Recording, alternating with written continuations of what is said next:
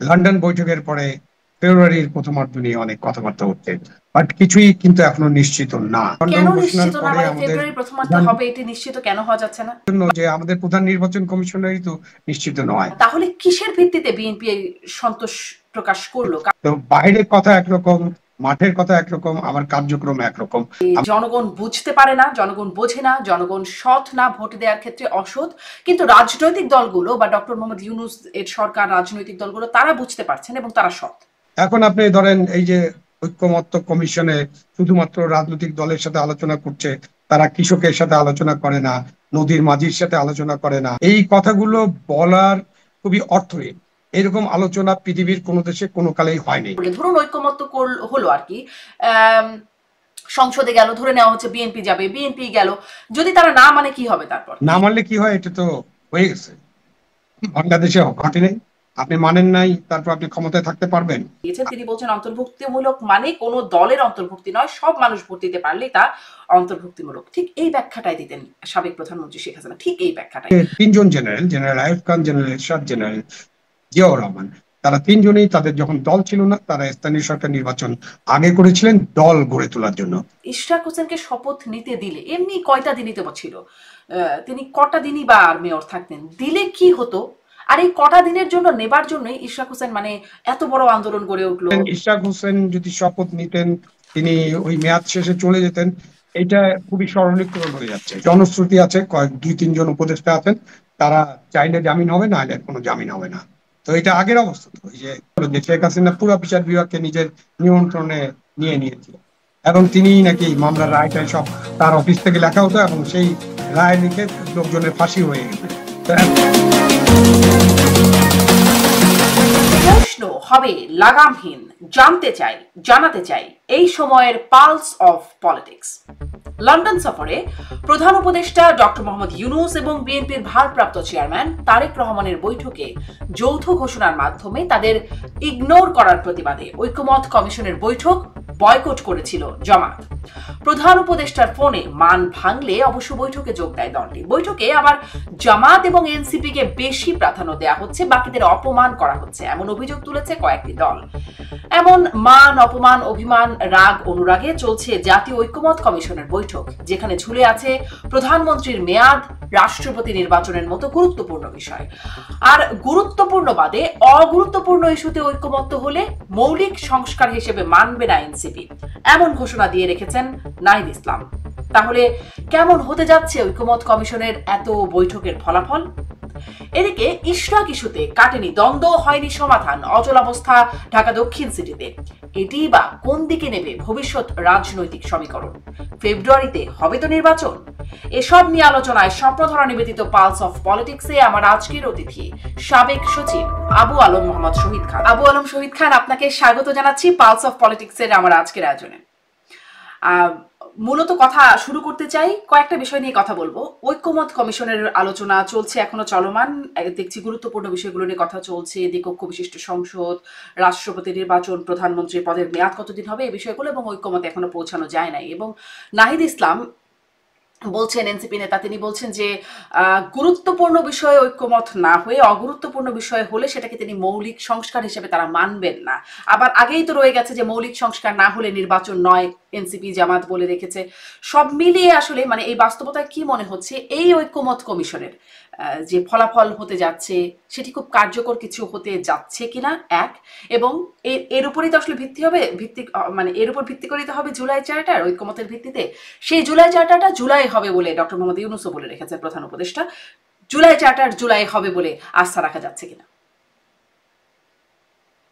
না, জুলাই চার্টার তো 1 জুলাই তো চলে গেছে, এবং আরেকটা জুলাই আসছে, তখন জুলাই চার্টার করার কথা বলা হচ্ছে। তো জুলাই মাসে হলে এটা হয়তো জুলাই চার্টার হবে, এবং সেই চার্টারে কি কি থাকবে সেটা নিয়ে ঐক্যমত্য কমিশনে আলাপ আলোচনা হচ্ছে। আপনি যেভাবে বললেন যে অনেক গুরুত্বপূর্ণ বিষয়ে এখনো ঐক্যমত্য হয়নি।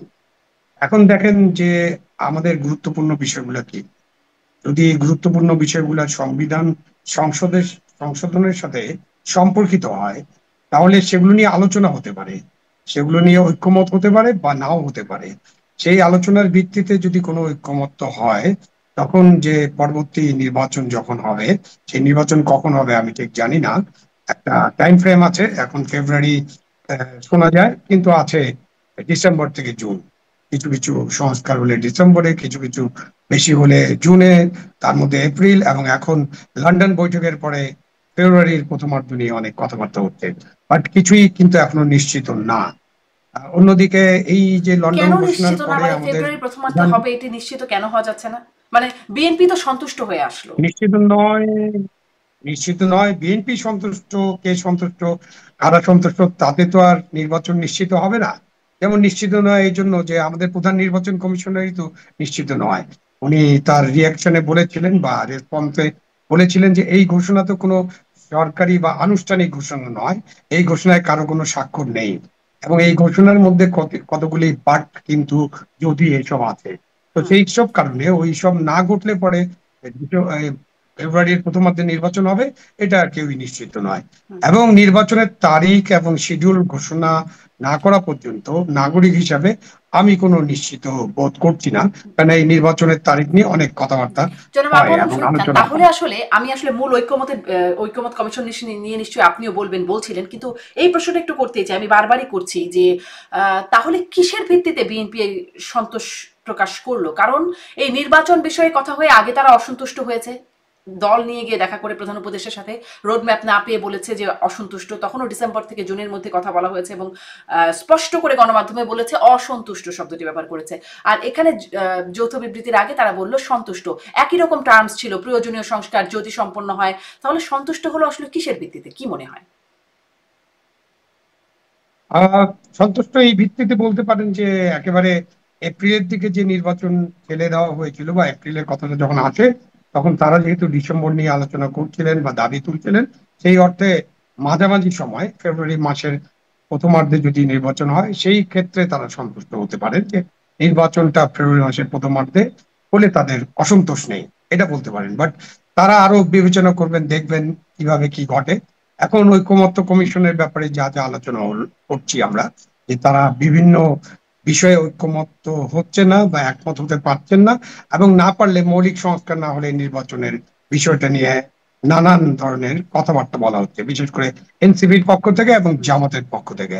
এবং ছাত্র গণ অভ্যুত্থানের পরে জন্ম নেওয়া এনসিপি একটা রাজনৈতিক শক্তি, তাদের সাথে বর্তমান সরকারের একেবারে সম্পর্ক খুব খুব গভীর বা নিবিড়, এবং সরকার প্রধানের উৎসাহে এই দলটি গঠিত হয়েছে। এবং এই দলটির সাথে যে সরকারের যে আচার আচরণ বা সরকার যেভাবে এই দলটিকে ট্রিট করে, তাতে বোঝা যায় যে তারা একটা স্পেশাল অবস্থানে আছে। যেমন ধরেন যে যখন বিএনপি কে ডাকা হয় কিংবা জামাতকে ডাকা হয়, তখন এনসিপি কেও ডাকা হয়, যদিও এনসিপি এখন পর্যন্ত রেজিস্টার্ড কোনো দল না। তাদের সাথে তারা হয়তো ডাক পেতে পারতেন পরের দিন অন্যান্য দলের সাথে, অন্যান্য ছোট ছোট দলের সাথে ডাক পেতে পারতেন, সেটা হতে পারতো, বাট তখন ডাকা হয়। যেমন ধরেন এনসিপি যখন কোনো দাবি করে, একদিন দুদিন আন্দোলন করলে তাদেরকে পুলিশ কোনো ব্যবস্থা নেয় না, 144 ভাঙলেও কিছু বলে না, এবং তাদের দাবির ভিত্তিতে অনেক সিদ্ধান্ত হতে আমরা অতীতে দেখেছি। এবং তারা হুমকি ধামকি এবং অনেক কিছু, তারা আন্দোলন করবেন, আবার অভ্যুত্থান করবেন, এইসব কথাবার্তা বলেন। সুতরাং তাদের একটা শক্তি আছে, শক্তিমত্তা আছে, তারা মনে করেন, এবং তাদের প্রতি বর্তমান সরকারের একটা সমর্থন আছে। এখন আমরা মৌলিক সংস্কার, মৌলিক সংস্কার মানে কি? আপনি পার্লামেন্টারি ডেমোক্রেসিতে থাকবেন, নাকি প্রেসিডেন্সিয়াল ফর্ম অফ গভর্নমেন্টে যাবেন? অথবা আপনি পার্লামেন্ট এবং প্রেসিডেন্টের মধ্যে ক্ষমতার ভারসাম্য কিভাবে করবেন? আপনি দ্বিকক্ষ বিশিষ্ট পার্লামেন্ট থাকবে কিনা? আপনার 100 আসন যদি নারীদের জন্য রিজার্ভ থাকে বা সরাসরি নির্বাচনের ব্যবস্থা থাকে, তাহলে নির্বাচনটা কিভাবে হবে? এই সব কিছুই, আরো অনেক কিছু সরাসরি সংবিধান সংশোধনের সাথে যুক্ত, এবং সংবিধান সংশোধন না হবে এগুলো করা যাবে না। সুতরাং আপনি সংবিধান সংশোধন তো করতে পারছেন না, আপনি এই সংবিধানকে ফেলে দিতে পারছেন না। ফেলে দিলে জনগণ এটা মেনে নেবে না, এরকমই একটা ধারণা করতে পারি আমরা। তো এই যে সংবিধান আপনি ফেলে দিতে পারবেন না, বা বিএনপি এই সংবিধানের অধীনেই নির্বাচন করতে চায়, ডক্টর মোহাম্মদ ইউনূস এবং তার সরকার এই সংবিধানের অধীনেই শপথ নিয়েছে। এবং এনসিপি আগামীকাল এই নির্বাচন কমিশন, যে নির্বাচন কমিশনের বাতিল করার জন্য তারা দাবি করেছিল, তাদের যেহেতু লাস্ট ডেট কালকে, তারা কালকে তাদের রেজিস্ট্রেশনের জন্য খসড়া গঠনতন্ত্র জমা দিবে এই নির্বাচন কমিশনের কাছে। তো বাইরের কথা একরকম, মাঠের কথা একরকম, আমার কার্যক্রম একরকম আমরা দেখছি। একটা হতে পারে যে আমরা ঐক্যমত্য হতে পারি, কিসের ভিত্তিতে ঐক্যমত্য হতে পারি? যে আমরা পার্লামেন্টের মধ্যে, পার্লামেন্টের সাথে প্রেসিডেন্টের যে ক্ষমতার যে ভারসাম্য, সেই ভারসাম্যর ক্ষেত্রে আমরা কিছু কিছু পরিবর্তন আনতে পারি, সে ব্যাপারে আমরা ঐক্যমত্য হতে পারি। আমরা 100 আসন কিভাবে নির্বাচিত হবে নারীরা, সেটার ব্যাপারে আমরা ঐক্যমত্য হতে পারি। আমরা দ্বিকক্ষ বিশিষ্ট পার্লামেন্টের ব্যাপারে ঐক্যমত্য হতে পারি। আমরা একজন ব্যক্তি বা একজন যিনি রাজনৈতিক দলের প্রধান, সেই রাজনৈতিক দলকে জনগণ যদি পছন্দ করে, ভোট দেয়, তারা যদি তাদের মধ্য থেকে যদি একজন প্রধানমন্ত্রী হন, তিনি দুবারের বেশি প্রধানমন্ত্রী হবেন না, এইসব ব্যাপারে ঐক্যমত্য হতে পারি। কিন্তু সেই সব কিছু করার জন্য, এগুলো যদি মৌলিক ধরি আমি, তাহলে সেই সব কিছু করার জন্য আপনার সংবিধান সংশোধন করতে হবে। এই জন্যই একটি নির্বাচন করতে হবে, এবং এই নির্বাচনের মধ্য দিয়ে জনগণ, ভালো নির্বাচনের মধ্য দিয়ে জনগণ যাদেরকে নির্বাচিত করবে, যাদেরকে সমর্থন করবে, যাদেরকে ভোট দিবে, যে দলকে বা যে গোষ্ঠীকে ভোট দিবে, তারা একটা সরকার গঠন করবেন, এবং তারা তখন সকলের সমন্বয়ে একটা সংবিধান সংশোধনের একটা কাজ হাতে নিতে পারেন। এটা যে করা সম্ভব, এটা 91 সালে কিন্তু প্রমাণিত হয়েছে। তারপরেও এই ঠিক শেষ জায়গা থেকেই প্রশ্নটা করি, আরো অনেকগুলো প্রশ্ন জমে গেছে, যদি আসে কথা প্রসঙ্গে আবার করব। জনগণ যাকে ভোট দেবে সেভাবেই তারা সংস্কারটা করবে তাদের জনগণের ম্যান্ডেট অনুযায়ী। কিন্তু এই প্রশ্নটাই কিন্তু মানে আপনি যেই বিষয়ে কথা বলছেন, এই প্রসঙ্গে প্রশ্ন করেছিলেন চ্যাথাম হাউসের সাংবাদিক ডক্টর মোহাম্মদ ইউনূসকে, যে এই সংস্কারের আইডিয়াটা জনগণকেই কেন পছন্দ করতে দেয়া হচ্ছে না, যে রাজনৈতিক দলগুলো তাদের আইডিয়া নিয়ে আসবে, জনগণ পছন্দ করবে, যে দল পছন্দ, যে যার আইডিয়া পছন্দ হবে তারা গিয়ে সেই জনগণের আইডিয়াটা কি বাস্তবায়ন করবে। তখন ডক্টর মোহাম্মদ ইউনূস বললেন যে না, জনগণ সংখ্যানুপাতিক, মানে এটা হলেই ভালো হতো, কিন্তু জনগণ সংখ্যানুপাতিক নির্বাচন, দ্বিকক্ষ বিশিষ্ট সংসদে এই বিষয়গুলো বোঝে না। জনগণ ভোট দেয় টাকার বিনিময়ে, যে যত বেশি টাকা দেবে তার পক্ষে জনগণ ভোট দেবে, তাদের উপর এটা ছাড়া যায় না। তাহলে কি বার্তাটা এরকম, মানে যে জনগণ বুঝতে পারে না, জনগণ বোঝে না, জনগণ সৎ না, ভোট দেওয়ার ক্ষেত্রে অসৎ, কিন্তু রাজনৈতিক দলগুলো বা ডক্টর মোহাম্মদ ইউনূস এর সরকার, রাজনৈতিক দলগুলো তারা বুঝতে পারছেন এবং তারা সৎ? দেখেন, জনগণের ব্যাপারে যদি এই ধরনের কথা বলা হয়, তাহলে সেটা গ্রহণযোগ্য নয়। জনগণের কোনো কোনো অংশ যে টাকার বিনিময়ে ভোট দেন না, এরকম একেবারে বলা যাবে না যে না, আমাদের দেশে ভোটে কোনো টাকার কোনো আপনার প্রভাব নেই।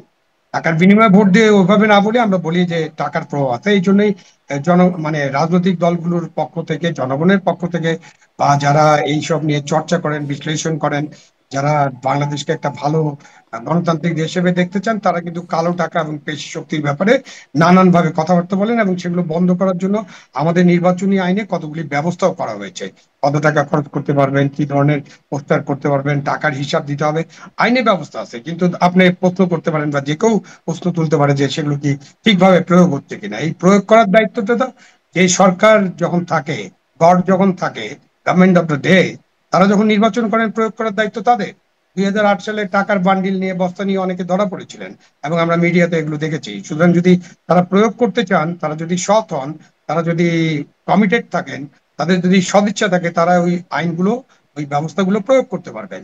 কিন্তু আপনি যদি একেধারে বলে দেন যে জনগণ টাকার বিনিময়ে ভোট দেয়, এটা আহ গ্রহণযোগ্য নয়। এরকম কথাবার্তা তো আইয়ুব খানও একসময় বলতেন, যে জনগণ গণতন্ত্রের জন্য রেডি নয়, মানে এক ব্যক্তি এক ভোটের জন্য রেডি নয়, এই জন্য বেসিক ডেমোক্রেসি একটা চালু করা হলো। উনি একটা বেসিক ডেমোক্রেসি চালু করেছিলেন, বাট সেগুলো তো টিকে নেই। সুতরাং আমি ওই বিতর্কে যেতে চাই না। এটা ডক্টর মোহাম্মদ ইউনূস কেন বলেছেন, খুব ক্যান্ডিডলি বলতে পারেন, বাট তিনি যেহেতু রাষ্ট্রপ্রধান, সরকার প্রধান, তার এই বক্তব্য জনগণকে অবশ্যই লজ্জিত করে, এবং আমরা লজ্জিত বোধ করি জাতি হিসাবে, যে আমাদের জাতির এখানে আমাদের যিনি প্রধান উপদেষ্টা, তিনি বললেন যে এই জাতি টাকা নিয়ে ভোট দেয়। তো বিষয়টাকে আমি ওভাবে দেখতে চাই না, বাট টাকার একটা প্রভাব আছে, কালো টাকারও একটা প্রভাব আছে, এবং পেশি সেই শক্তির প্রভাবটা একটা আসলে প্রভাব আছে। রাজনৈতিক এটা দলগুলোই খাটায়, সবসময় পাওয়া যাবে না। তাই নয় কি? সেই প্রভাবটা হ্যাঁ, তো এটা আসলে টাকা রাজনৈতিক তো দলগুলো বা রাজনৈতিক দলগুলোই ক্যান্ডিডেটরা দেয়। খাটায় সবসময়। হ্যাঁ, রাজনৈতিক দলগুলোই খাটায়। হ্যাঁ, আর জনগণের অংশগ্রহণ, সংস্কারের জনগণের অংশগ্রহণ, এটা খুব একটা ভেগ টার্ম। সংস্কারের জনগণ কিভাবে অংশগ্রহণ করবে? ধরেন একটা আন্দোলনে, বড় আন্দোলনে, বড় বিপ্লবে, অভ্যুত্থানে, মুক্তিযুদ্ধে দেশের তো সব জনগণ কখনোই অংশগ্রহণ করে না। জনগণের মধ্য থেকে যারা এগিয়ে যায়, যারা সামনের কাতারে থাকে, যারা জনগণকে নিয়ে চিন্তা ভাবনা করে, সেটা রাজনৈতিক দল হতে পারে, বা যে কোনো ব্যক্তি, নাগরিকও হতে পারে, গোষ্ঠীও হতে পারে, তারা এইসব কাজে এগিয়ে আসে এবং তারা জনগণের বক্তব্যটা তুলে ধরে। সুতরাং রাজনৈতিক দলগুলো জনগণের কথাটাই বলে, এটা আমাদেরকে ধরে নিতে হবে। এখন আপনি ধরেন, এই যে ঐক্যমত্য কমিশনে শুধুমাত্র রাজনৈতিক দলের সাথে আলোচনা করছে, তারা কৃষকের সাথে আলোচনা করে না, নদীর মাঝির সাথে আলোচনা করে না, যারা মৎস্যজীবী তার সাথে আলোচনা করে না, যারা পাথর উত্তোলন করে নদী থেকে তার সাথে আলোচনা করে না, রিক্সা পুলের সাথে করে না, বা কৃষি শ্রমিকের সাথে করে না। এই কথাগুলো বলার খুবই অর্থহীন। এরকম আলোচনা পৃথিবীর কোনো দেশে কোনো কালেই হয়নি। ওই ফ্রেঞ্চ রেভলিউশন বলেন, সেকেন্ড রিপাবলিক বলেন, আরো বড় বড় বিপ্লবের কথা বলেন, অক্টোবর রেভলিউশন বলেন, সব কিছু যদি আমরা বিবেচনা করি, চিন্তা করি, আলোচনা করি, তাহলে দেখবো যে একদম ব্যাপক জনগণের পর্যায়ে, তৃণমূল পর্যায়ে আসলে আলোচনার স্কোপটা খুব কম। এবং সেখানে আলোচনা নিয়ে যেতে হবে রাজনৈতিক দলের মাধ্যমে, অন্যান্য গোষ্ঠীর মাধ্যমে, যারা এই জনগণের রাজনৈতিক সাথে দলগুলো মানে কাজ যেহেতু করেন। রাজনৈতিক দলগুলো বোঝেন, রাজনৈতিক দলগুলো আসলে সৎভাবে এইটা পালন করবেন, বা ডক্টর মোদী ইউনূসের সরকারের সাথে যে আলোচনা হচ্ছে তার মাধ্যমে একটা বাস্তবায়ন হবে, তারই বা নিশ্চয়তা কি? মানে এই রাজনৈতিক দলগুলো তো অতীতেও অনেক প্রতিশ্রুতি দিয়ে আসছে। সেই এরশাদ পতন আন্দোলনের সময় তাদের ৩ জোটের রূপরেখা, বা ১-১১ সরকারের সময় সংস্কার প্রস্তাবনা, নানান রকম, এমনকি ১৮ নির্বাচনের আগে সব দলগুলো মিলে আলোচনা হলো। তারপরে রাজনৈতিক দলগুলো তো প্রতিশ্রুতি করে প্রতিশ্রুতি রাখে না, তার নজির অনেক আছে। তাহলে এই যে, এটাও আসলে পুরনো প্রশ্নই, এই যে আলোচনা হচ্ছে সব রাজনৈতিক দলগুলো ঐক্যমত হবে, তারপরে সেটি বাস্তবায়ন না করলে, ধরুন ঐক্যমত হলো আর কি, সংসদে গেল, ধরে নেওয়া হচ্ছে বিএনপি যাবে, বিএনপি গেল, যদি তারা না মানে কি হবে? তারপর কি করা যাবে? না মানলে কি হয়, এটা তো হয়ে গেছে, বাংলাদেশে ঘটে নেই। আপনি মানেন নাই, তারপর আপনি ক্ষমতায় থাকতে পারবেন? আপনি কিছুদিন থাকতে পারবেন, 10 বছর থাকতে পারবেন, 8 বছর থাকতে পারবেন, 15 বছর থাকতে পারবেন, তারপর তো আপনি ক্ষমতায় থাকতে পারবেন না।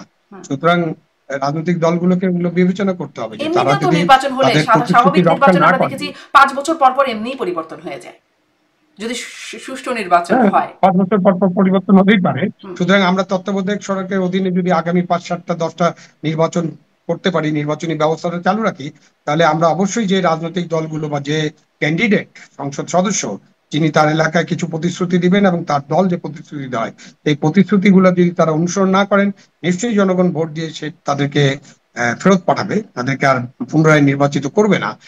এই আস্থাটা আমাদের জনগণের উপর রাখতে হবে।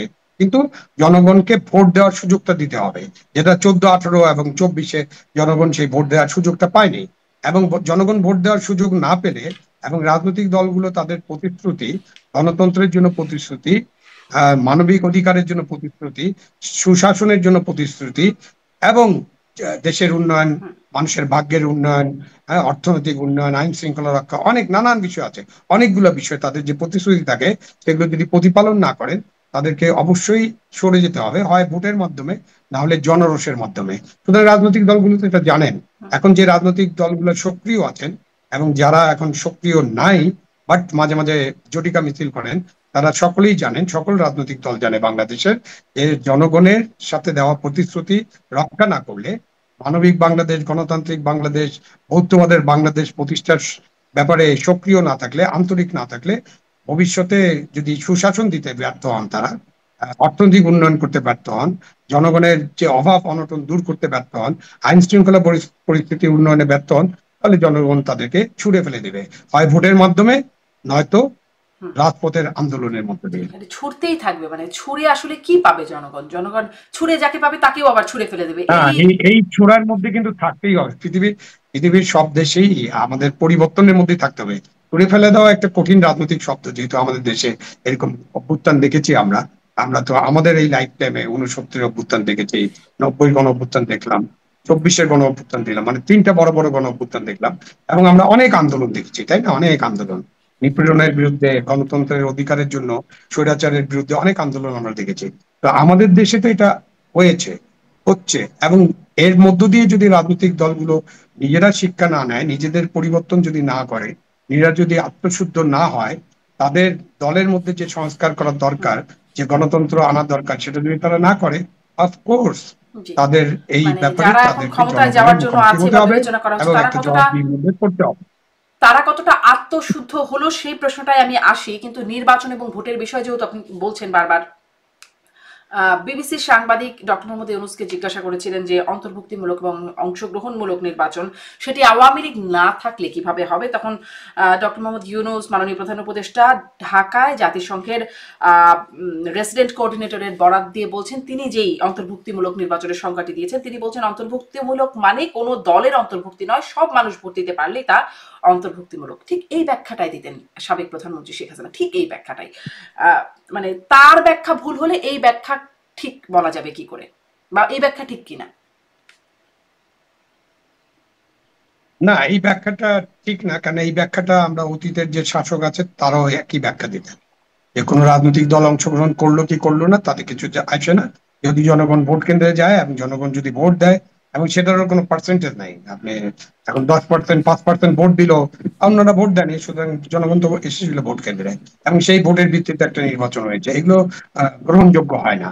সুতরাং এই ব্যাখ্যাটা গ্রহণযোগ্য হবে না যে শুধুমাত্র জনগণ অংশগ্রহণ করলেই আপনার সবকিছু ইনক্লুসিভ হয়ে যাবে। তাহলে তার একটা মানে তার জন্য আবার আমাদের আলোচনা করতে হবে এই ইনক্লুসিভ নির্বাচন মানে কি 80%-এর উপরে জনগণ অংশগ্রহণ করছে কিনা। মানে রিয়েলি আপনি খাতায় কলমে বা মিডিয়াতে দেখিয়ে দেবেন এমন না। 80%, আমাদের দেশে 80%-এর উপরে ভোট পড়ার রেকর্ড আছে। 2008 সালে 87% ভোট পড়েছিল।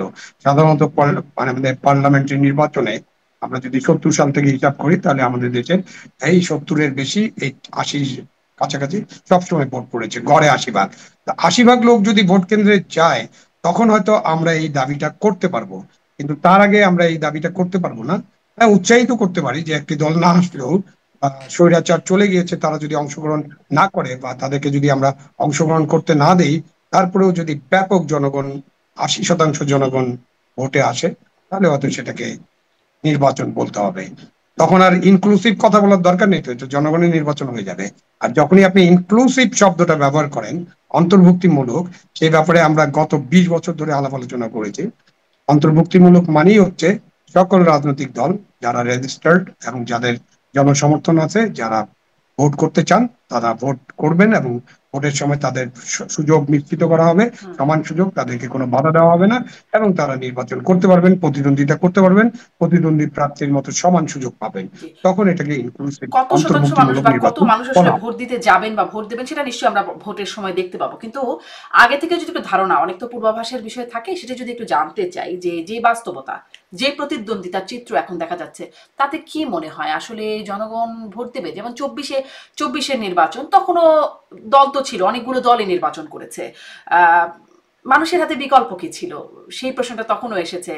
বিএনপি তখন বারবার একটা কথা বলতো, আপনি কি ড্রেনের পানি খাবেন নাকি নাকি নালার পানি খাবেন, এই দুটো অপশন আছে আপনার হাতে, এখান থেকে একটা নিতে হবে। এবারে তার ব্যতিক্রম আসলে কি হবে, কি আছে? না, এইবারেও একই ধরনের প্রশ্ন উঠবে, যখন ইনক্লুসিভ নির্বাচন হবে না তখন প্রতিদ্বন্দ্বিতামূলক নির্বাচন হবে না, তখন প্রতিদ্বন্দ্বিতার বিষয়ে আলোচনা হবে এবং এটা নিয়ে দীর্ঘ বিতর্ক হবে। যে কারণে সম্ভবত জাতিসংঘের সেই ভদ্রলোকের কথাই বলা হয়েছে, তিনি বলেছেন যে বাংলাদেশে একটি দল নিষিদ্ধ করার জন্য যে আইন করা হয়েছে সেই আইনটা ঠিক হয়নি, এবং সেই আইনটার ব্যাপারে তারা কঠোর সমালোচনা করেছেন। সেই আইনটার ব্যাপারে যদি আমরা জাতিসংঘের অনেক কথাই আলোচনা করি, শুনতে চাই, এবং জাতিসংঘকে যখন আমরা রেফারেন্স পয়েন্ট হিসেবে ব্যবহার করি মানবাধিকার, গণতন্ত্র ইত্যাদির জন্য, তখন এই বিষয়টা তো গুরুত্ব দিয়ে আপনাকে আলোচনা করতে হবে এবং এটা একটা সমাধান খুঁজে বের করতে হবে।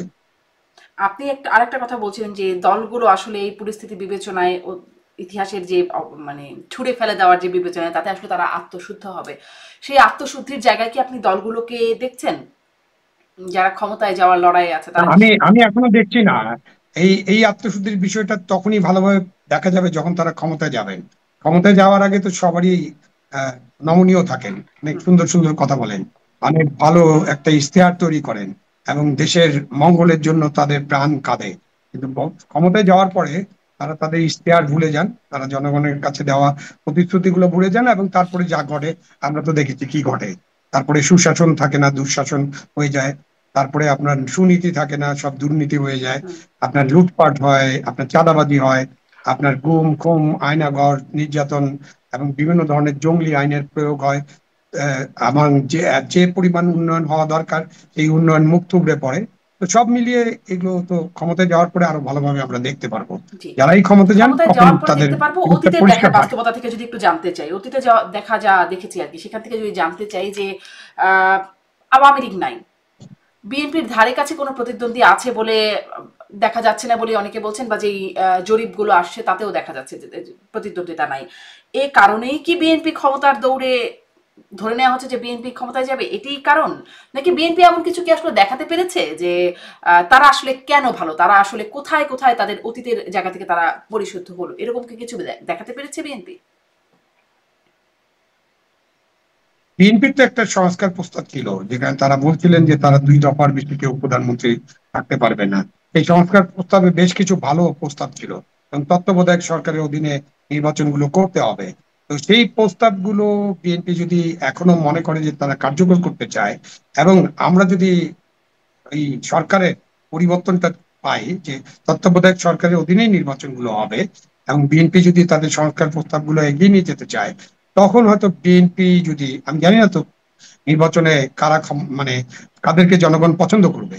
এখন পর্যন্ত বিএনপি দৌড়ে এগিয়ে আছে এই জন্য যে বিএনপি একটা বড় দল এবং অনেক পুরাতন একটা দল, সেই দলের একটা সক্ষমতা আছে, তাদের জনসমর্থন আছে। সেভাবে জামাতে ইসলামী এবং ইসলামী দলগুলোর সমর্থন কিছুটা বেড়েছে।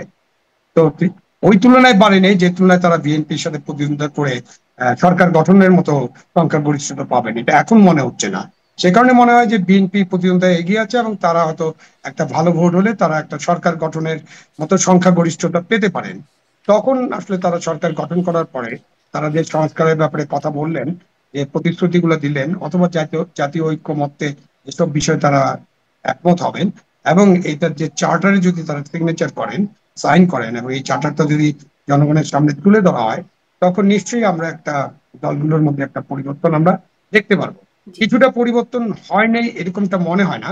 তাদের যে প্রধান নেতা এখন কিন্তু এখনো দেশে ফিরে আসেননি, বাট এই 5ই আগস্টের অভ্যুত্থানের পরে বিএনপির কিছু কিছু লোকজন এবং বেশ কিছু এলাকায় তাদের যে কার্যক্রম, সেটা নিয়ে অনেক সমালোচনা আছে। সেই কার্যক্রমগুলোর মধ্যে চাঁদাবাজি আছে, দখল আছে, ইত্যাদি আছে, এবং সে ব্যাপারে বিএনপির পক্ষ থেকে কিছু কিছু ব্যবস্থাও নেওয়া হচ্ছে।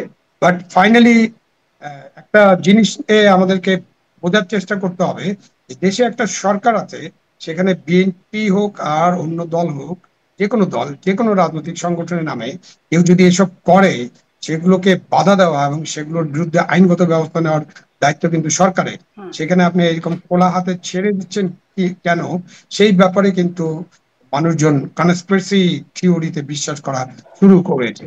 কারণ তারা বলছে যে এটা ইচ্ছা করে করতে দেওয়া হচ্ছে, যাতে এই বিএনপির যারা তৃণমূলের দুষ্টামি করছে বা যারা পার্টির নির্দেশ অমান্য করছে, তারা এসব করতে থাকুক, এবং তার ফলে জনমনে তাদের সম্পর্কে একটা বিতৃষ্ণা হোক। এই কাজটা তো সরকারের। আপনি তো বলতে পারেন না যে সরকার আছে কিন্তু অন্য একটা রাজনৈতিক দল সবকিছু দখল করে নিচ্ছে, চাঁদাবাজি করতেছে, সন্ত্রাস করতেছে। তো এটা তো করতে দেওয়া যাবে না। করতে দেওয়া হচ্ছে কেন? তারপরে আছে যে মবের মূল্য, যেটা মবতন্ত্র, সেটাও তো আমরা সরকারকে ভালোভাবে কঠোরভাবে মোকাবিলা করতে দেখি না। মাঝে মাঝে মুখে কঠোর কথাবার্তা বলেন, বাট দেখি না। অনেকে মনে করেন যে এই মব হচ্ছে সরকারের আরেকটা অস্ত্র, যে এটা দিয়ে সরকার কাউকে কাউকে ভয় দেখানোর চেষ্টা করে। জি। তাদের বিরুদ্ধে ব্যবস্থা নেওয়া হচ্ছে না। আচ্ছা, যাই হোক, আমি আইনের শাসন, আইনগত ব্যবস্থা নেওয়ার বিষয়টা, এটা একটু পরে আসতে চাই। এখানে একটা গুরুত্বপূর্ণ আলোচনা আছে আসলে। আমি নিশ্চয়ই চেষ্টা করব সেই বিষয়টাতে আসার। কিন্তু ঐকমত্য কমিশনের আরেকটা জায়গায় একটু শেষ করে দিই এই প্রসঙ্গটা, যে যেটি আমরা দেখলাম, লন্ডনে বৈঠক হয়েছে, সেখানে যৌথ বিবৃতি হয়েছে, নির্বাচনের তারিখ সম্পর্কে ধারণা দেওয়া হয়েছে। এই জন্য একরকম মান অভিমান করে যে সেখানে সিদ্ধান্ত কেন হলো, জামাত বৈঠকে গেল না। প্রধান উপদেষ্টা জামাতের আমিরকে ফোন করলেন, মান অভিমান ভেঙে গেল, বৈঠকে আসলেন। আসার পরে অন্য কিছু দল আবার মান অভিমান করলো, যে তাদেরকে বেশি সময় দেওয়া হচ্ছে, বেশি তাদেরকে প্রাধান্য দেওয়া হচ্ছে এনসিপি এবং জামাতকে।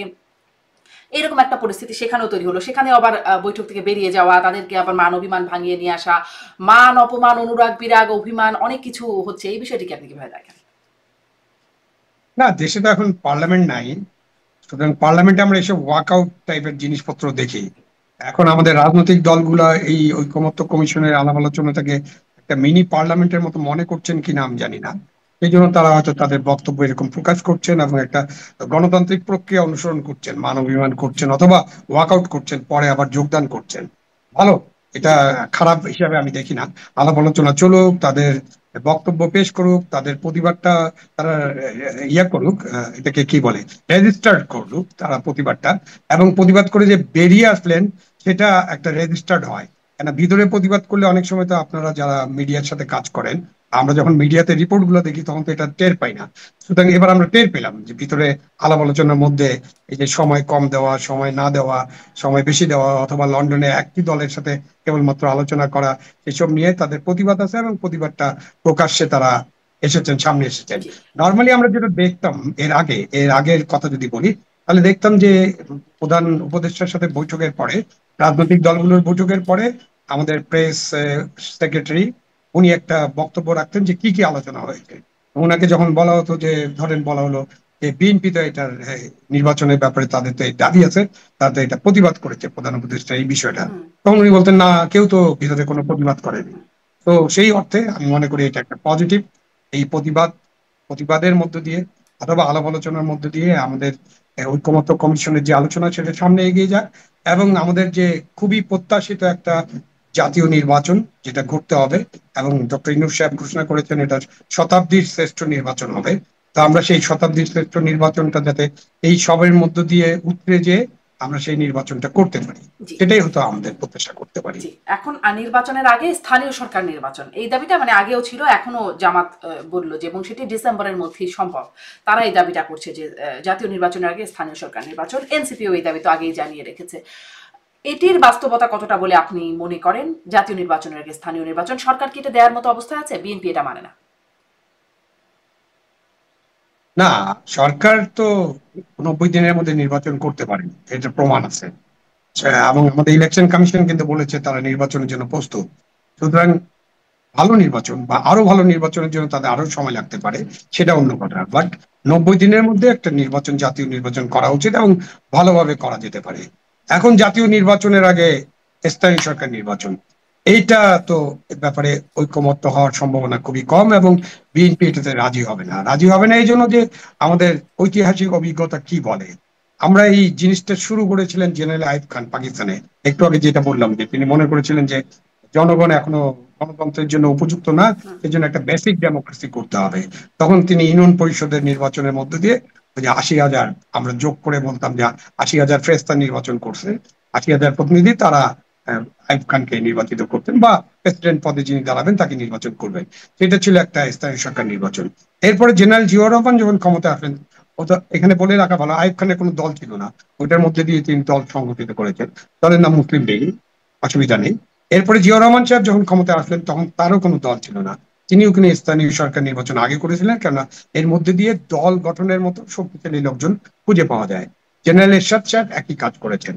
সুতরাং আমরা দেখি যে তিনজন general, general Ayub Khan, general এরশাদ, জেনারেল জিয়াউর রহমান, তারা তিনজনেই তাদের যখন দল ছিল না তারা স্থানীয় সরকার নির্বাচন আগে করেছিলেন দল গড়ে তোলার জন্য। তো বিএনপির তো সেই অভিজ্ঞতা আছে, বিএনপি তো জানে যে স্থানীয় সরকার নির্বাচন আগে করার কারণটা কি। তো সেই কারণে বিএনপি এটাতে রাজি হওয়ার কোনো কারণ নেই, এবং স্থানীয় সরকার নির্বাচন আগে না পরে এটা নিয়ে একটা বিতর্ক আছে, এটা আলাদাভাবে অনেক কথা বলা যায়। আগে হলেও তেমন ক্ষতি নেই, পরে গেলেও তেমন ক্ষতি নেই, বাট বিএনপি এটাতে রাজি হবে না, কারণ তারা মনে করে যে এনসিপি যে নতুন দল এবং জামাতে ইসলামী, তারা স্থানীয় সরকার নির্বাচনের মধ্যে তাদের সংগঠনটাকে শক্তিশালী করতে চায়। একটা বড় রিস্ক হবে এটা, স্থানীয় সরকার নির্বাচনে কিন্তু ব্যাপক প্রতিদ্বন্দ্বিতা হয়, এবং নির্বাচনটা একেবারে একদম তৃণমূল পর্যায়ে, গ্রামে গ্রামে, পাড়ায় পাড়ায়, মহল্লায় মহল্লায়, এবং গোষ্ঠী গোষ্ঠীতে হয়। নদীর এই পার ওই পার, খালের এই পার ওই পার, স্কুলের এই পাশে ওই পাশে। তো সেখানে এই অনেক বিশৃঙ্খল পরিস্থিতির সৃষ্টি হয়, অনেক হতাহতর ঘটনা আমরা দেখেছি। সেরকম একটা স্থানীয় সরকার নির্বাচনে যদি আমরা আইন শৃঙ্খলা পরিস্থিতিকে নিয়ন্ত্রণে রাখতে না পারে এই সরকার, তখন প্রশ্ন উঠবে তাহলে কি এই পরিস্থিতিতে জাতীয় নির্বাচন করা যায় কিনা। সুতরাং এইরকম একটা পরীক্ষামূলক নির্বাচন করার প্রয়োজন আমি নাগরিক হিসেবে এখন মনে করছি না। জি, আপনি মনে করছেন এটা প্রয়োজন আছে। আসি এবার একটু ইশরাক হোসেনের বিষয়ে, যেটি চলছে একরকম অচল অবস্থা। ঢাকা সিটি কর্পোরেশনের একরকম অচল অবস্থা, সেখানে ইশরাক হোসেন শপথ না নিয়েও দায়িত্ব পালন করছেন, একরকমের দায়িত্ব পালন করছেনই বলা চলে। অন্যদিকে আসিফ মাহমুদ উপদেষ্টা, তিনি বলছেন যে তিনি ক্রিমিনাল অফেন্স, সরকারি কাজে বাধা দিচ্ছেন এবং তিনি ক্রিমিনাল অফেন্স করছেন। এই অচল অবস্থা তৈরির পেছনে মূল দায় মানে নিশ্চয়ই সব পক্ষেরই কিছু ভূমিকা থাকে, কিন্তু মূল দায় আপনি কাকে দেবেন এই অবস্থা তৈরির পেছনে? মূল দায় সরকারের, মূল দায় আসিফ মাহমুদের। তিনি যেহেতু বলেছেন ক্রিমিনাল অফেন্স হচ্ছে এটা, মূল দায় সরকারের। কারণ হচ্ছে যে এই মামলাটা যখন চলে তখন সরকারের পক্ষ থেকে বা নির্বাচন কমিশনের পক্ষ থেকে এই মামলায় প্রতিদ্বন্দ্বিতা করা উচিত ছিল এবং সেখানেই তাদের বক্তব্যগুলো তুলে ধরা উচিত ছিল। সেটা তারা করেননি, বরঞ্চ এই মামলার আগে চট্টগ্রামের একটা মামলায় রায় হয়েছে এবং তাকে তারা শপথ পড়িয়ে তাকে দায়িত্ব পালন করতে দিচ্ছেন। তো হঠাৎ করে ইশরাকের ব্যাপারে তারা এরকম ঘুরে দাঁড়ালেন কেন? যে এমন হতে পারে তারা ভাবতেন যে রাজধানীর এই দক্ষিণ সিটি কর্পোরেশন খুবই ইম্পর্টেন্ট একটা স্থানীয় সরকার এবং এই স্থানীয় সরকারকে বিএনপির কাউকে যদি বসতে দেওয়া হয় তাহলে সেটা তাদের ভবিষ্যৎ রাজনীতির জন্য সমস্যা হতে পারে। এইসব চিন্তা ভাবনা থেকে তো এইসব করেছেন। এইসব করার জন্য যে প্রস্তুতি, যে আইনগত ফাইট, সেটা তো তারা করেন নাই। এবং তারপরে তাদের যখন নির্বাচন কমিশন গেজেট নোটিফিকেশন করলো তখন তারা একটা একটা বিচারিক প্রক্রিয়ার কথা বলে, যে আদালতে একটা রিট হয়েছিল, একজন ব্যক্তি করেছিলেন, সরকার করেনি কিন্তু। হ্যাঁ, তারপরে এই বিচারিক প্রক্রিয়ার কথা বলে তারা সেই রিটের ব্যাপারে তারা কোনো পক্ষ হলেন না এবং তারা সময় ক্ষেপণ করলেন। এখন তারা বলছেন যে ওই মেয়াদ তো শেষ হয়ে গেছে। তা এই ক্ষেত্রে ইশরাক সাহেবের তো এই আদালতের রায় এবং নির্বাচন কমিশনের গেজেট হওয়ার ফলে তার একটা রাইট আছে এবং ঘটনা, এই উদাহরণ, চট্টগ্রামের উদাহরণের জন্য তিনি এটা মনে করছেন তার প্রতি অন্যায় করা হচ্ছে। তো সেই জন্য মূল দায়টা হলো সরকারের। তাহলে সরকারের সরকার কি এখানে ক্ষেত্রে ছলচাতুরি যে করলো, পদক্ষেপ নেওয়া চালাকি উচিত ছিল, করলো, ছলচাতুরি করলো? এরকম তো মনে হচ্ছে, একটা চালাকি তো মনে হচ্ছে। কেন আপনি গেজেট করালেন তখনও কিছু বললেন না। গেজেটের জন্য যখন আপনার আইন মন্ত্রণালয়ে তারা মতামত চাইলো তখনও বলে দিলেন যে নির্বাচন কমিশন যেটা সঠিক মনে করবে সেটা করবে। আপনারা এই ব্যাপারে কোনো আপিল করলেন না, কোনো আইনি প্রক্রিয়া অনুসরণ করলেন না, অযথা সময় ক্ষেপণ করলেন। তো সেটাকে আপনি সময় ক্ষেপণ করা বলতে পারেন ডিপ্লোম্যাটিক্যালি, হুম। কিন্তু ছলচাতুরি বলতে পারেন।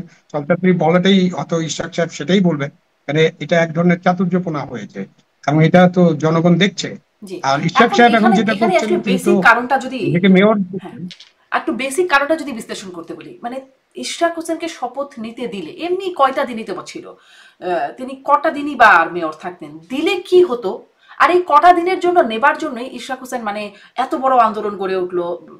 এমনিতেও যদি এখন স্থানীয় সরকার নির্বাচন হয় বা যখনই হবে, দক্ষিণের মেয়র হয়তো তিনিই হবেন, যদি যেহেতু তার একটা জনপ্রিয়তা আছে দলের মধ্যে বা সেই এলাকায়। আহ, মানে দুই পক্ষেরই এমন এত একটা দ্বান্দ্বিক অবস্থানে চলে যাবার কি কারণ? ঢাকার দক্ষিণ সিটি কর্পোরেশন হয়তো রাজনৈতিক ভাবে খুবই গুরুত্বপূর্ণ, এটাই একটাই এক নম্বর কারণ, অন্য কোনো কারণ নাই। আচ্ছা। এখানে কোনো ব্যক্তিগত দ্বন্দ্ব নাই বা কোনো অন্য কিছু নেই, রাজনৈতিক ইম্পর্টেন্স। এই কারণেই এখানে এই বিষয়টা নিয়ে এই জল ঘোলা করা হচ্ছে। তা এখন ধরেন ইশরাক হোসেন যদি শপথ নিতেন, তিনি ওই মেয়াদ শেষে চলে যেতেন, এটা খুবই সরলীকরণ হয়ে যাচ্ছে। কারণ মেয়র সাহেব বা সেই যে যারা থাকবেন, যে সিটি কর্পোরেশন, সবারই যাওয়ার কথা আরেকটি নির্বাচনের মধ্য দিয়ে। যারা শপথ গ্রহণ করবেন তারা যখন শপথ নেবেন সেদিন থেকে যাওয়ার কথা। সুতরাং ইশরাক হোসেন আসলে মেয়র যদি শপথ নিতেন তাহলে তিনি যেতেন না, কারণ তার পক্ষে ওই আইনটা তখন তারা প্রয়োগ করার চেষ্টা করতেন, সেটা নিয়ে তারা আদালতে যেতেন। এখন তো সারা দেশের সমস্ত সিটি কর্পোরেশন, লোকাল গভর্নমেন্ট যা আছে সব ভেঙে দেওয়া হয়েছে, উপজেলা পরিষদ, সিটি কর্পোরেশন, পৌরসভাগুলো। তো সেই ভেঙে দেওয়া পৌরসভাগুলোতে তো আর নতুন করে কাউকে বসানোর সুযোগ নেই, সেখানে প্রশাসক বসানো হয়েছে, একটা নির্বাচন করার সুযোগ আছে। ইসেকের ব্যাপারটা আসলে খুবই একটা জটিলতার মধ্যে সরকার নিজে নিজেকেই ঠেলে দিয়েছেন। হুম। এখন এই জটিলতাটা সামনে কোথায় গিয়ে দাঁড়াবে বলে মনে হয়? কারণ লন্ডনে বৈঠকের পর বিএনপিকে একটু সুর নরম করতে দেখা যাচ্ছে। আগে যেরকম একরকম আন্দোলন আন্দোলন বার্তা ছিল একটা, সেখান থেকে একটা সব খুব সহযোগিতা, ইতিবাচক এই শব্দগুলো বেশি ব্যবহার করা হচ্ছে। আহ, কিন্তু ইশরাকের বিষয়টা এখনো চলমান, ক্রিমিনাল অফেন্সের মতো বিষয়ও বলছে সরকারের পক্ষ থেকে। দ্বন্দ্বটা এখনো মানে না, মিটমাট। যদি এটা জি, জি। হ্যাঁ, ঠিক আছে, লন্ডনের বৈঠকের পরে তারা সরকারের সাথে সহযোগিতা করতে চাচ্ছেন, বাট ইশরাকের বিষয়টা তো এটা আইনগত বিষয়ে তারা ধরে নিয়েছেন এবং ইশরাক তো ইশরাকের মতো আন্দোলন করছে। এই আন্দোলনে বিএনপির অবশ্যই নৈতিক সমর্থন আছে, না হলে এত লোক আন্দোলনে থাকে কি হবে? এবং ইশরাকের নিজস্ব সমর্থনও আছে, তাকে যারা ভোট দিয়েছিলেন। এখন আপনি ওই যে লন্ডন বৈঠকের পরে সবকিছু বিএনপি একেবারে মেনে নিবে, এটা মেনে নেওয়ার তো কোনো কারণ আমি দেখছি না। নিশ্চয়ই তারা যখনই সুযোগ পাবে তখনই তাদের যে পক্ষে যে জনসমর্থন আছে সেই জনসমর্থনটাকে প্রকাশ করার জন্য তারা কিছু কিছু আন্দোলনের পদক্ষেপ, কিছু কিছু সমাবেশ করবে, বড় বড় সমাবেশে তারা অংশগ্রহণ করবে, এটা খুব স্বাভাবিক। তো ইসাক সাহেব এখন ওইটাই করছেন সম্ভবত। এবং যে ক্রিমিনাল অফেন্স বললেন, হুম। বলার পরে এটা আসিফ মাহমুদকে আসলে আপনি সরাসরি জিজ্ঞাসা করলে পারতেন। উনি একজন উপদেষ্টা, উনি যখন বলেন ক্রিমিনাল অফেন্স, তখন এই ব্যাপারে নিশ্চয়ই থানা পুলিশ আইনগত ডায়েরি তো করতে হবে। এই এই জায়গাটাতে উনি সরকারি কাজে বাধা দিচ্ছেন, এটা ক্রিমিনাল অফেন্স তো শুধু না, সরকারি কাজে বাধা দেওয়া খুবই কঠিন একটা আইন আছে। তা আপনারা সেটা তো তারা করেন নাই। সুতরাং এটাও এখন সবাই ওই যে কথার কথা বলছেন, ইশাক সাহেবের মতো বলছেন। আর আমাদের লোকাল গভর্নমেন্ট উপদেষ্টা নিশ্চয়ই উপদেষ্টা পরিষদের সাথে আলাপ আলোচনা করেছেন অথবা করেন নাই, তিনি তার মতো কথা বলছেন। ক্রিমিনাল অফেন্স হলে তো তারা আইনগত ব্যবস্থা নেবেন, নেন নাই তো। বলার পরে তো 7 দিন 10 দিন চলে যাচ্ছে। জি। এইভাবে কিন্তু দক্ষিণ সিটি কর্পোরেশন চলবে না। এখানে একটা সমাধান করতে হবে। এখানে মানুষ সেবা থেকে বঞ্চিত হচ্ছে। জি, একদমই। এবং এই যে কার্যক্রম, এটা যদি এটা আইনগত ভিত্তি থাকতে হবে। একদম এই ডেঙ্গুর সময়, করোনার সময়, এখন যদি এই দক্ষিণ সিটি কর্পোরেশনের মতো গুরুত্বপূর্ণ প্রতিষ্ঠান তারা যদি অচল অবস্থায় থাকে, এই ভোগান্তিটা তো আসলে নগরবাসীর চরমভাবে আসছে। আইনের শাসন, আইনের প্রয়োগের বিষয়ে আপনি একটু কথা তুলছেন। আমি বলছিলাম যে এই বিষয়টাতে আসবো, আইনগত ব্যবস্থা মবের বিরুদ্ধে নেওয়া হচ্ছে না বা কার বিরুদ্ধে নেওয়া হচ্ছে না সেই বিষয়টা বলছিলেন।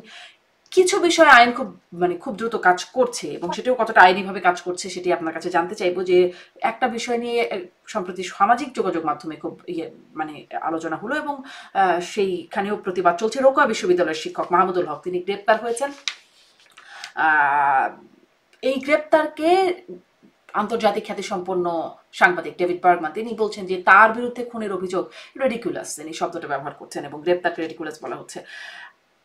এইরকমটি হচ্ছে, সরকার এখানে আসলে কি ব্যবস্থা? আমি যদি সাথে সাথে এটাও বলি, শিক্ষকের সাথে সাথে আমরা দেখেছি আমাদের সাংবাদিক, আপনিও গণমাধ্যমের শীর্ষ কর্তা পর্যায়ে কাজ করেছেন, অভিজ্ঞতা আছে, আপনি সবাইকে চেনেন। হত্যা মামলায় গ্রেপ্তার হয়ে আছেন সাংবাদিকরা। কদিন আগে দেখলাম সাংবাদিক ফারজানা রূপা, তার মা মারা গেলেন।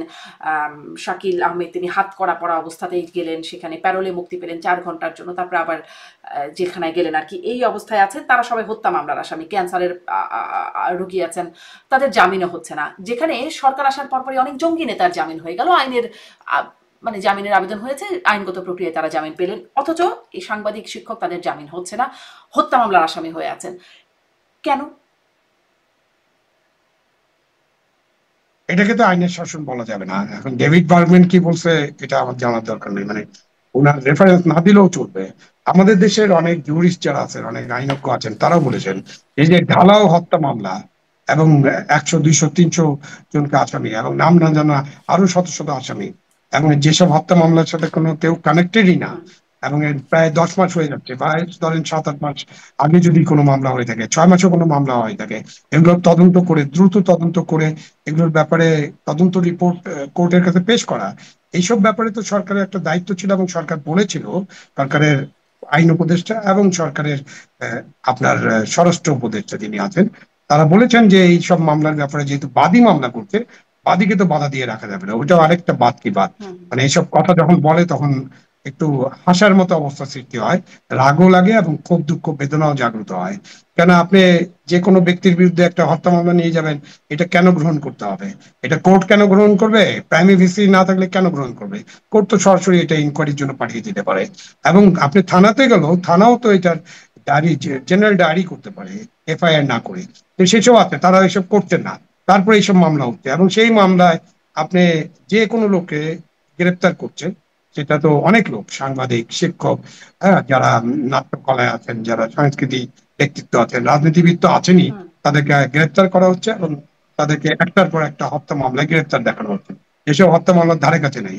আমি অনেকগুলো মামলার খবর, এই ব্যাপারে তো আমাদের প্রথম আলোতে রিপোর্ট বের হয়েছে, একেবারে গভীর ধর্মী রিপোর্ট। তারা দেখিয়েছে যে কোন মামলা, কেন, কে বাদী কি জানে কিনা, যিনি মারা গেছেন বা নিহত হয়েছেন, শহীদ হয়েছেন, তার আত্মীয় স্বজন যাদের বিরুদ্ধে মামলা হচ্ছে তাদেরকে চেনে না, ইভেন বাদীকেও চেনে না।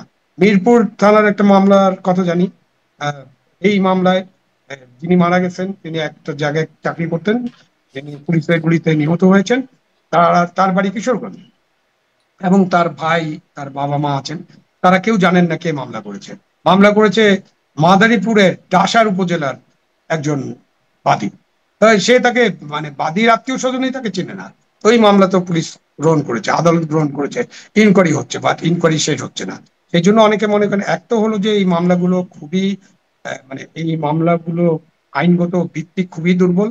এই মামলাগুলো কোনোখানেই যাবে না, এগুলোর কোনো বিচার করা শেষ পর্যন্ত সম্ভব হবে না, কিন্তু মানুষের তো ভোগান্তি হবে। এবং অনেকে এখন মনে করছেন যে এই মামলার মধ্য দিয়ে একটা মামলা বাণিজ্য হচ্ছে, যে তাদের মধ্যে একটা সিন্ডিকেট গড়ে গড়ে উঠছে। আইনজীবী যারা আছেন, ছোটখাটো আইনজীবী তারা এবং বাদী এবং অন্যান্যরা যারা এই মামলার সাথে যুক্ত, যারা তদন্ত করবেন, তারা মিলে একটা সিন্ডিকেট করে এখন এই টাকা পয়সা সংগ্রহের একটা ব্যবস্থা হয়েছে। তো এই বিষয়ে তো এই এই দায় দায়িত্ব তো গ্রহণ করতে হবে অন্তর্বর্তীকালীন সরকারকে। অন্তর্বর্তীকালীন সরকার দেশে আইনের শাসন প্রতিষ্ঠা করার কথা ছিল, কথা নিয়েই আসছেন তারা ক্ষমতায়, কেন দেশে এর আগে আইন ছিল না, সুশাসন ছিল না, আইনের শাসন ছিল না। তো তাহলে এখন তো আইনের শাসন থাকতে হবে, সুশাসন থাকতে হবে। এখন তো এরকম ভাবে চলবে না। যে কারণে এই যে আমাদের আন্তর্জাতিক খ্যাতি সম্পন্ন সাংবাদিক, আমাদের বাংলাদেশের যে আইনবিদরা আছেন, তারা হোসেন এবং আরো অনেক ব্যারিস্টার আছেন, অনেক অ্যাডভোকেট আছেন, অনেক বিচারপতি আছেন রিটায়ার্ড, তারা সকলেই বলেছেন যে এই ধরনের মামলা যে হচ্ছে এবং মামলা যে নেওয়া হচ্ছে, এটা একটা বাণিজ্যিক স্বার্থে করা হচ্ছে। এবং এগুলো খুব অন্যায় হচ্ছে, যাদের বিরুদ্ধে মামলা করা হচ্ছে, যাদেরকে গ্রেপ্তার করা হচ্ছে, তাদের উপরে এটা অন্যায় করা হচ্ছে। তারা ন্যায্য যে সম্মান সেটা থেকে বঞ্চিত হচ্ছেন, তারা ন্যায্য যে আর এই যে আইনগত কার জামিন অধিকার হবে কার সেখান থেকে হবে না, বঞ্চিত এটাও হচ্ছেন। আসলে কিসের উপর নির্ভর? মানে মামলা না হয় হচ্ছে একটা বাণিজ্যের ভিত্তিতে, জামিন কার হবে আর কার হবে না এটি কিসের ভিত্তিতে হচ্ছে? আইনের ভিত্তিতে নিশ্চয়ই হচ্ছে। জামিন কার হবে কার হবে না, এটা এখানে কেউ তো স্বীকার করতে চান না, বাট এখানে জনশ্রুতি আছে, কয়েক দুই তিনজন উপদেষ্টা আছেন, তারা চাইলে জামিন হবে, না হলে কোনো জামিন হবে না। তো এটা আগের অবস্থা। তো ওই যে বিচার বিভাগ, স্বাধীন বিচার বিভাগ, একসময় মাজহার হোসেন মামলার পরে আমরা বিচার বিভাগ পৃথকীকরণ হতে দেখছিলাম না? তারপরে তো বলা হলো যে শেখ হাসিনা পুরো বিচার বিভাগকে নিজের নিয়ন্ত্রণে নিয়ে নিয়েছিল, এবং তিনি নাকি মামলার রায়টাই সব তার অফিস থেকে লেখা হতো, এবং সেই রায় লিখে লোকজনের ফাঁসি হয়ে গেছে। তো এখন তো এটা গুরুত্বপূর্ণ প্রশ্ন। এই প্রশ্নের জবাব তো সরকারের কাছ থেকে পেতে হবে, আর তাদেরকে দিতে হবে, তাদেরকে ক্লারিফাই করতে হবে কেন মামলায় জামিন হয় না। জামিন তো হতে হবে। একজন মামলায় যদি আপনি যখন জাজ সাহেব দেখবেন যে এই মামলার বাদী যে মামলাটি করেছে, সেই মামলায় ওই ব্যক্তির কোনোভাবে জড়িত থাকার কোনো সম্ভাবনা নাই, অবশ্যই জাজ সাহেব জামিন দিতে পারেন। কিন্তু আপনার এখন লোয়ার কোর্টে, মানে ডিস্ট্রিক্ট কোর্টে, জেলা আদালত যেগুলো আছে, সেখানে কোনো জামিন হয় না। হাইকোর্টে যদি আগাম জামিন দেওয়া হয়, সেটা জেলা আদালতে যাওয়ার পরে সেই আগাম জামিনের দিন যখন শেষ হয়ে যায়, তখন তাকে আবার ওখান থেকে জেলখানায় পাঠিয়ে দেওয়া হয়। এবং কেউ যদি মুক্ত হন, তখন একটা মব তৈরি করে জেল গেটে বা অন্য কোনোখানে যেয়ে তাকে ঘেরাও করা হয়, তাকে আবার থানায় নিয়ে যায়, তার বিরুদ্ধে আরেকটা মামলা করা হয়। এইটাই তো চলছে দেশে। এই ব্যবস্থা থেকে তো দেশকে যে মুক্ত করার যে কাজ, সেই কাজটা তো অন্তর্বর্তীকালীন সরকারের, এবং সেটার জন্য তারা প্রতিজ্ঞাবদ্ধ। আপনি একটু আগে আমরা প্রতিশ্রুতি, প্রতিজ্ঞা, ঐক্যমত্য এইসব নিয়ে আলোচনা করছিলাম না? তা আপনি ডক্টর ইউনূস সাহেব যখন এই রাষ্ট্রের দায়িত্ব গ্রহণ করেছেন, এই বাংলাদেশের দায়িত্ব গ্রহণ করেছেন, যখন সরকার গঠিত হয়েছে, তখন তারা কি বলেছেন? তারা দেশকে সুশাসনে ফিরিয়ে আনতে চান, দেশের আইন শৃঙ্খলা পরিস্থিতি উন্নতি করতে